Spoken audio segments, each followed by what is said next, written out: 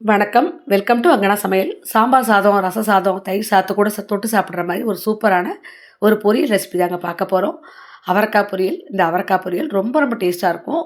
இப்போ வாங்க எப்படி செய்யுதுன்னு பார்க்கலாம். இதுக்கு நான் வந்து ஒரு 250 கிராம் அளவுக்கு அவரைக்காயை இந்த மாதிரி பொடியாக நீளமாக இது மாதிரி கட் பண்ணி எடுத்துக்கோங்க. இந்த பொரியலுக்கு இது மாதிரி கட் பண்ணிட்டா நல்லாயிருக்கும். இப்போ நம்ம செய்ய ஆரம்பிச்சிடலாம். நீங்கள் இது வரைக்கும் நம்ம சேனலை சப்ஸ்கிரைப் பண்ணலைன்னா மறக்காமல் சப்ஸ்கிரைப் பண்ணிக்கிங்க. இப்போ ஒரு வானலை வச்சுட்டு அதில் 2 ஸ்பூன் எண்ணெய் விட்டுக்குங்க. 1/2 ஸ்பூன் உளுந்து, 1/4 ஸ்பூன் சோம்பு சேர்த்து பொரிய விடுங்க.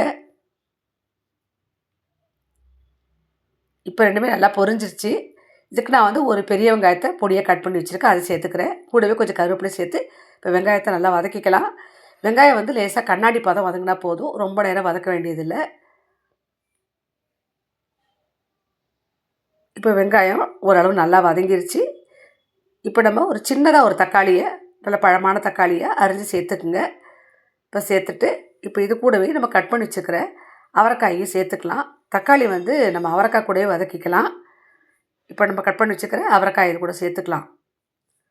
சேர்த்துட்டு இப்போ தக்காளி, காய் ரெண்டுமே சேர்த்து வதக்கிக்கலாம். நீங்கள் தக்காளியை வதக்கிட்டு அதுக்கப்புறம் காயை சேர்த்து வதக்க வேண்டாம். இது மாதிரி செஞ்சு பாருங்கள், ரொம்ப சூப்பராக இருக்கும். அதே மாதிரி வெங்காயத்தையும் கண்ணாடி பதம் வதக்கினா போதும். இப்போ இந்த அவரைக்காய் வதங்கிறதுக்கு கொஞ்சம் உப்பு சேர்த்து வதக்கிக்கலாம். இப்போ கொஞ்சம் நேரம் இதை வதக்கிக்கலாம். இந்த மாதிரி உப்பு சேர்த்து வதக்கும் போது உங்களுக்கு காயோட நிறமும் ரொம்ப மாறாமல் இருக்கும். இப்போ கொஞ்சம் நேரம் இந்த காய் தக்காளி எல்லாம் நல்லா வதங்கட்டும். இப்போ நல்லா வதங்கிருச்சு. இப்போ நம்ம மஞ்சத்தூள் மிளகாத்தூள்லாம் சேர்த்துடலாம். இப்போ இதில் 1/4 ஸ்பூன் அளவுக்கு மஞ்சத்தூள் சேர்த்துக்குங்க. ஒரு 3/4 டீஸ்பூன் அளவுக்கு தனி மிளகாய்த்தூள் சேர்த்துக்குங்க. 1 டீஸ்பூன் அளவுக்கு உப்பு சேர்த்துக்குங்க. சேர்த்துட்டு இப்போ நல்லா கலந்து விட்டுட்டு நல்லா வதக்கி விடுங்க.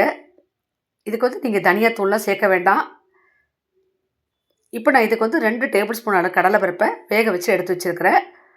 இப்போ சேர்த்துக்கலாம். இந்த கடலைப்பருப்பு சேர்த்து இந்த பொரியல் செய்யும்போது ரொம்ப ரொம்ப சூப்பராக இருக்கும். இப்போ நான் அந்த கடலைப்பருப்பு வேக வச்ச தண்ணியை சேர்த்துக்கலாம். இது வந்து நல்ல தண்ணி ஊற்றி தான் நான் வேக வச்சுருக்கேன்.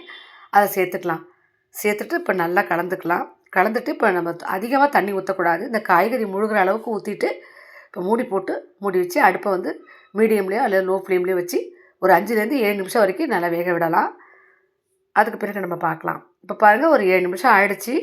இப்போ நான் அடுப்பை மீடியமில் தான் வச்சு வேக வச்சுருந்தேன். கரெக்டாக வெந்திருக்க பாருங்கள். அவரைக்காய் நல்லா வெந்துருச்சு. இப்போ நம்ம நல்லா கலந்து விட்டுட்டு இதுக்கு வந்து 3லேருந்து 4 டேபிள் ஸ்பூன் வரைக்கும் தேங்காய் தூள் சேர்த்துக்குங்க. இந்த பொரியலுக்கு உங்களுக்கு ருசி கொடுக்குறதே இந்த தேங்காயும் கடலைப்பருப்பும் தான்.